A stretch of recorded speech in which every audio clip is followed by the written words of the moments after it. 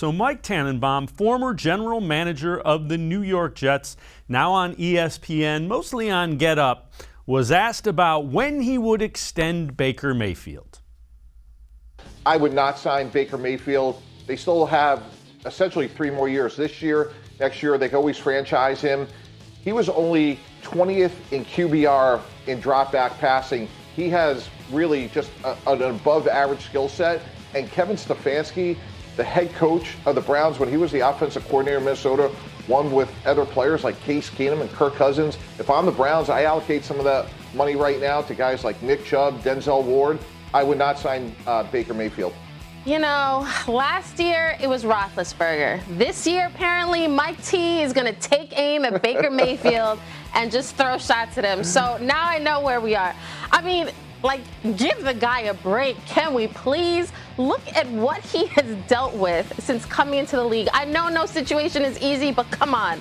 The guy had Hugh Jackson and Todd Haley. What? Come on, okay? Then he goes to Freddie Kitchens, and now he's got Kevin Stefanski. This is the first offseason where Baker has had the same coaching staff. So give the guy, cut him some slack. And I just looked during the break, I just looked at all 32, who are the starting QBs in the league. I would take Baker over 19 of those guys. I understand you can look at stats and everything, but compare Baker to every other QB. There aren't a lot of other QBs that I would rather have instead of Baker. So, but I see I'm not going to change Mike's mind because he's just dug in on this. Doug Lesmerises, I think those are valid points that Kimberly Martin made that a lot of the national media is overlooking with Baker Mayfield. Do they show our clips on Get Up and have them react to us? Because this is, I mean, we're bringing the heat as much as those guys. I don't even know what half those conversations are.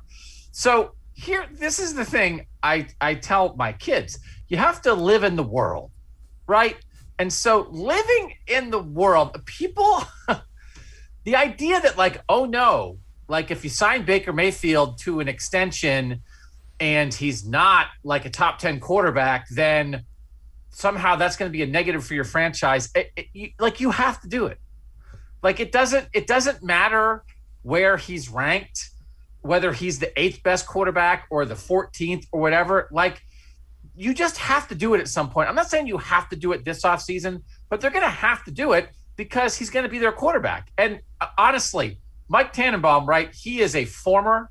He's not currently employed by a team, right? Now, neither am I. Right. Neither am I. But I also have never been fired. So he's a former GM. So his solution is Kevin Stefanski is one with Case Keenum. I don't even know. That's former GM talk. Just get a guy who's the 38th best quarterback, and then you're fine. It's insane. 2 words. Mark Sanchez. That's a guy he thought you should invest in.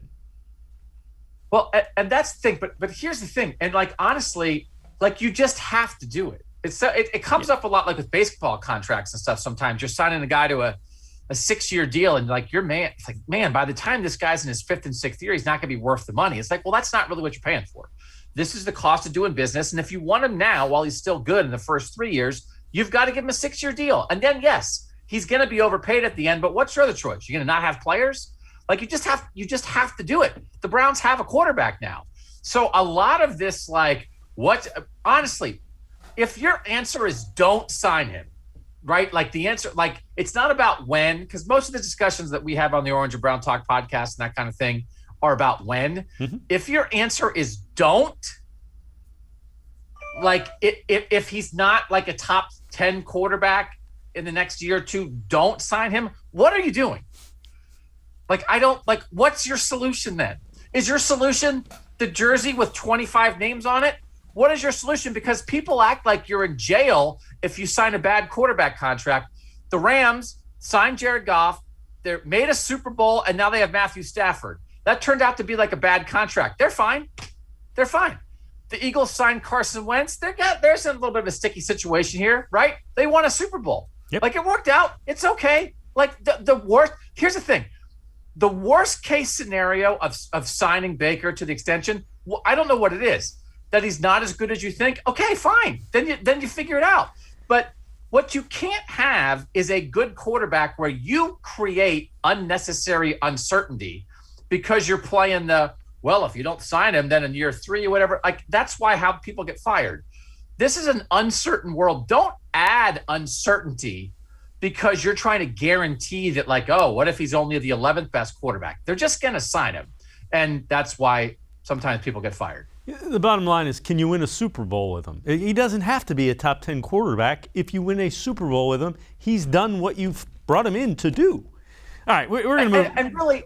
And you're right, but can you legitimately try to win a Super Bowl with him? Right. Absolutely. Yes. Right? I mean, he is not holding them back. Yes. So you can't play the wait for Patrick Mahomes game because you're going to be waiting for 100 years. Right. Right? He's your guy. They're going to sign him, and former GMs are going to be on TV.